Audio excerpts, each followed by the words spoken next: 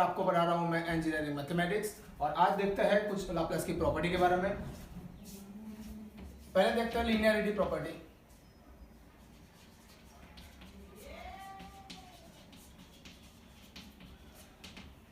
Friends, linearity property है क्या? अगर दो टी वेरिएबल वाले फंक्शन में अगर एल अप्लाई किया जाता है, लाप्लास ट्रांसफॉर्म अप्लाई किया जाता है, तो आप हर एक फंक्शन पे एल ऑपरेटर अप्लाई कर सकते हो। फ्रेंड्स, ये है लीनियरिटी प्रॉपर्टी। दो टी वेरिएबल वाले फंक्शन पे अगर एल अप्लाई होता है, वो ऑब्वियसली लाप्लास ट्रांसफॉर्म जो है टी वेरिएबल वाले फंक्शन पे अप्लाई होता है। और अगर दो फंक्शन के बीच में प्लस और माइनस है तो आप एल ऑपरेटर हर एक टर्म पे अप्लाई कर सकते हो। इसी के साथ एक और चीज आपको नोट डाउन करनी है कि अगर दो टर्म जो है उसके बीच में मल्टीप्लिकेशन या फिर डिवीजन है, you can't express L of F T into L of G of T. हम ये नहीं लिख सकते। अगर यहाँ पर मल्टीप्लिकेशन होता है तो दो टर्म के बीच में अगर मल्टीप्लिकेशन है तो एल ऑपरेटर हर एक टर्म पे अप्लाई नहीं कर सकते। मल्टीप्लिकेशन के अलावा अगर डिवीजन भी होता तो भी हम ऐसा नहीं लिख सकते। ओके, तो ये बेसिक थिंग है कि लीनियरिटी प्रॉपर्टी कि अगर दो टी वेरिएबल वाले फंक्शन पे अगर एल अप्लाई होता है तो आप एल ऑपरेटर हर एक टर्म पे अप्लाई कर सकते हो। चलिए देखते हैं मेन जो प्रॉपर्टी है। First shifting property, multiplication by T raise to n rule, division by T rule, ये सारी प्रॉपर्टी के तो बहुत सारे एग्जाम्पल पूछता है एग्जाम में। वन बार देखते हैं। तो प्रॉपर्टी नंबर 1 है फर्स्ट शिफ्टिंग प्रॉपर्टी।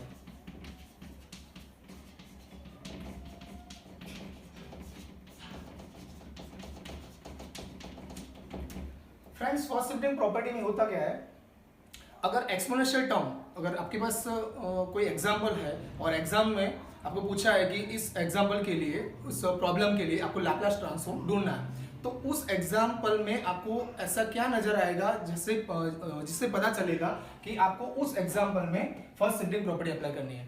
तो ये है इसको याद रखने का तरीका कि अगर, क्योंकि कोई भी एग्जांपल हो, ज्यादातर स्पेसिफाई नहीं करते हैं कि ये एग्जाम्पल कौन से प्रॉपर्टी से सॉल्व करना है। आपको याद रखना है कि अगर फर्स्ट शिफ्टिंग प्रॉपर्टी अप्लाई मतलब तभी होगी जब आपके पास जो एग्जाम्पल होगा उसमें एक्सपोनेंशियल टर्म होगा, ई वाला, मतलब e raise to 2t, e raise to minus t, e raise to 3t, कोई भी मतलब एक्सपोनेंशियल टर्म होगा तो ये प्रॉपर्टी अप्लाई होने वाली है। प्रॉपर्टी में क्या है, e raise to at f of t is equal to f bar s minus a। Actually इसका यूज कैसे होगा तो पहले देखते हैं। l of ft is equal to f bar s। आपको फर्स्ट लेक्चर से बताया है कि लाप्लास ट्रांसफॉर्म का जो बेसिक है ना, जो याद रखना है कि L of F T is equal to F bar S.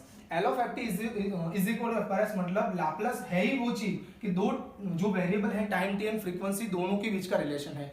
और पूरे लाप्लास के दौरान आपको ये थिंग तो याद रखनी है कि L of F T is equal to F bar S. अभी प्रॉपर्टी के बारे में डिस्कस करते हैं। बहुत ही इजी प्रॉपर्टी है ये कि एक्सपोनेंशियल टर्म अगर नजर आएगा तो आपको ये प्रॉपर्टी अप्लाई करनी है। अभी प्रॉपर्टी का प्रोसीजर क्या है, तो अगर आपके पास ऐसा कोई एग्जांपल है जैसे कि e raise to 2t into sine 3t लिखा है, मतलब आपके पास जो एग्जांपल है उसमें एक्सपोनेंशियल टर्म है, तो आपको करना क्या है, एक्सपोनेंशियल टर्म के साइड में जो टर्म है जैसे कि साइन 3t है उसका लाप्लास फाइंड करना है, क्योंकि वो हमारे लिए क्या हो जाएगा, f ऑफ t। मतलब ये जो टर्म है उसका लाप्लास फाइंड करना है। और आपको पता है कि अगर मैंने f ऑफ t का लाप्लास फाइंड किया तो क्या आएगा, ऑब्वियसली f बार s, मतलब जो भी s वाला फंक्शन, मतलब s वाला जो भी आंसर मिलेगा वो क्या हो जाएगा हमारे लिए f बार s हो जाएगा। अभी करना क्या है, हमने इसका लाप्लास फाइंड किया है, तो ये जो f ऑफ t था उसका लाप्लास फाइंड किया तो आपको f बार s मिला। अभी जो f बार s मिलेगा उसमें जहां जहां s दिखाई देगा आपको करना क्या है, s की जगह पर s माइनस a लिख देना है। दोस्तों याद रखना, कुछ ज्यादा मतलब टफ नहीं है, बहुत इजी है। साइन 3t का लाप्लास फाइंड कर दिया आपने, जो भी मिला, जैसे कि आपको साइन 3t का लाप्लास क्या मिलेगा, 3 divide by s square plus 3 square, क्योंकि साइन 80 का लाप्लास क्या होता है, a divide by s square plus a square. फिर क्या करना है, फिर आपको ये पूरे क्वेश्चन का आंसर ढूंढना है, तो आपको करना क्या है, जहां जहां आपको s नजर आ रहा है वहां पर s माइनस a लिख देना है, तो हो जाएगा s minus a whole square plus 3 square. यही है, ये मैंने ऐसे ही समझा है क्योंकि डायरेक्टली प्रॉपर्टीज अगर पता ना चले तो ये एग्जाम्पल के थ्रू आपको समझ में आ जाए। अभी देखते हैं एग्जाम्पल को अच्छी तरह से सॉल्व करते हैं। Number 1, if L of e raised to t sine pi T, जहां पर पाई कांस्टेंट है।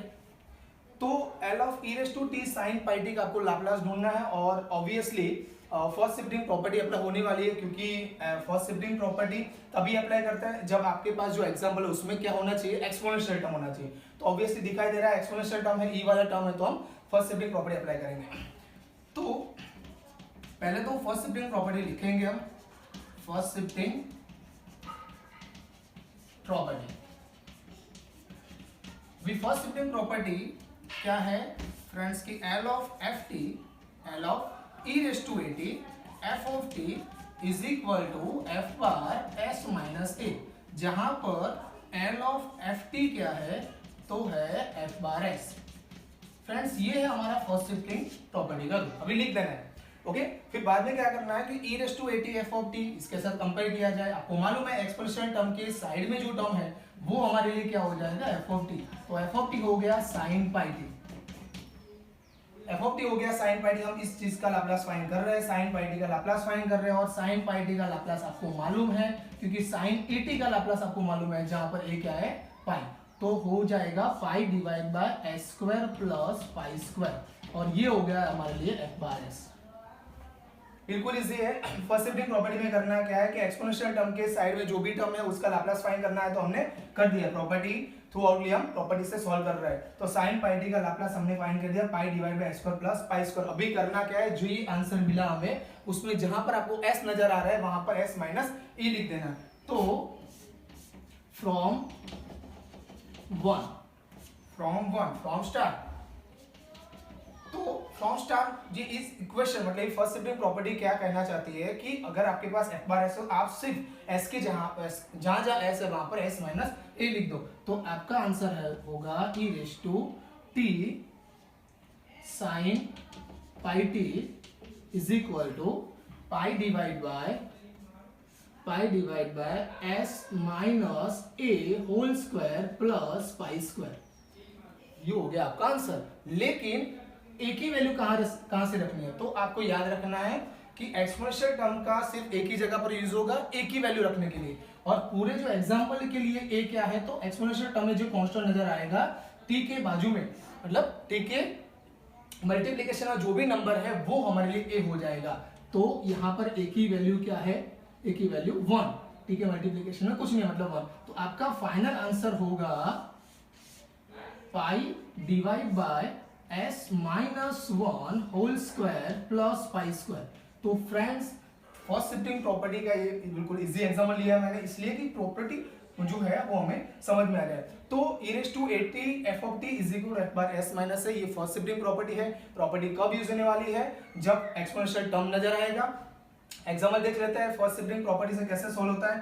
तो एक्सपोनेंशियल टर्म के साइड में मल्टीप्लिकेशन में जो भी टर्म होगा वो हमारे लिए क्या हो जाएगा, एफ ऑफ टी। मैंने ये प्रॉपर्टी लिखना जरूरी है, इसलिए कोई भी एग्जांपल में हमके समझ में आता है कि इस एग्जांपल में ये रूल अप्लाई होने वाला है, तो हम पहले लिख देंगे, ओके।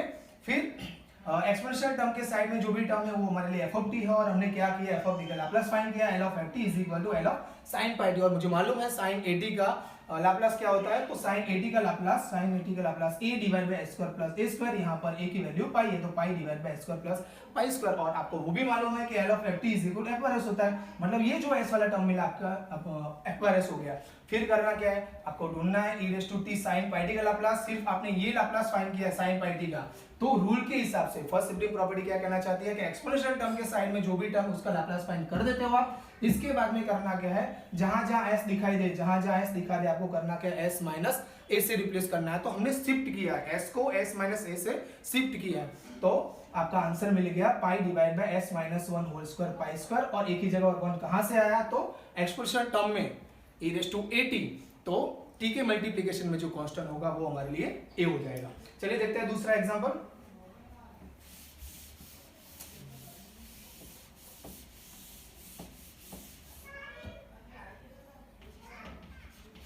तो L of e raise to 2t और t प्लस 1 होल स्क्वायर।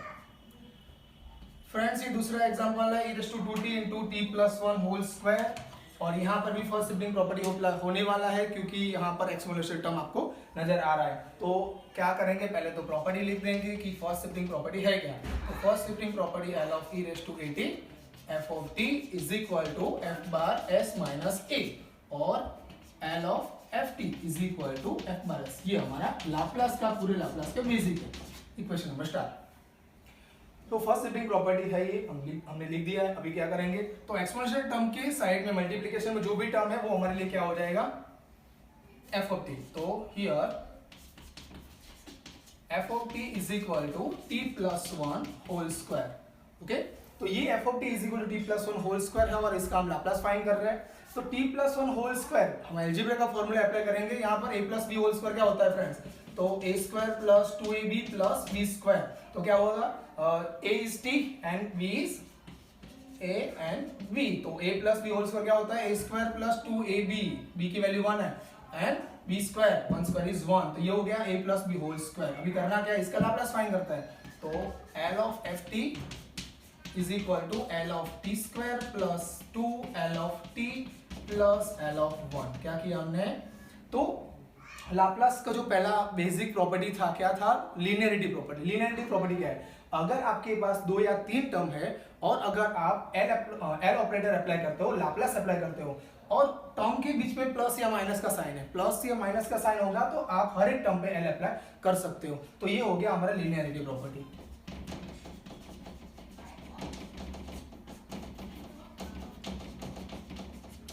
चलिए, अभी जो टर्म है उसका लाप्लास हमें मालूम है।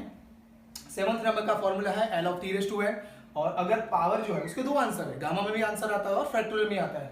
तो ये फैक्टोरियल में आंसर इसलिए आएगा क्योंकि पावर जो है पॉजिटिव इंटीजर है। मैंने पहले ही बताया था कि अगर पावर जो है पॉजिटिव इंटीजर होगा तो आपको करना क्या है, फैक्टोरियल में आंसर लिखना है। और क्या है, n की वैल्यू 2 है तो क्या लिखा जाएगा, n factorial divide by s raise to n plus 1। यहाँ पर होगा 2 factorial divide by s raise to 2 plus 1 plus 2। t मतलब t के पावर में कुछ नहीं है, मतलब 1 है। और यहाँ पर क्या होगा, 1 factorial divide by s raise to 1 plus 1, क्योंकि n की वैल्यू क्या है 1। तो n factorial divide by s raise to n plus 1। और आपको मालूम है 1 का लाप्लास 1 बाय s होता है। तो आपने किया क्या है, ये जो f ऑफ t है उसका आपने लाप्लास फाइंड किया, आपको ये मिला और इसका नाम क्या है, f बार s। आपको मालूम है कि आप जब जब f ऑफ t जिसे बोलते हैं और उसका लाप्लास फाइंड करते हो तो वो क्या हो जाता है, f bar s। f of t का लाप्लास होता है f बार s। अभी करना क्या है, तो फ्रॉम स्टार्ट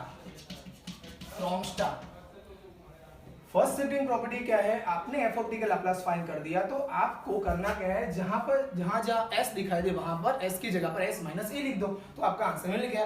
तो L of e raise to 2t t plus 1 whole square is equal to F bar S minus a. तो ये जो आपको मिला उसमें जहां एस दिखाई दे रहा है तो आपको एस को एस माइनस ए से शिफ्ट करना है, मतलब रिप्लेस करना है। तो 2 डिवाइड बाय 2 प्लस 1 3 होता है, तो s minus a raise to 3 plus 2 into 1 factorial मतलब 2।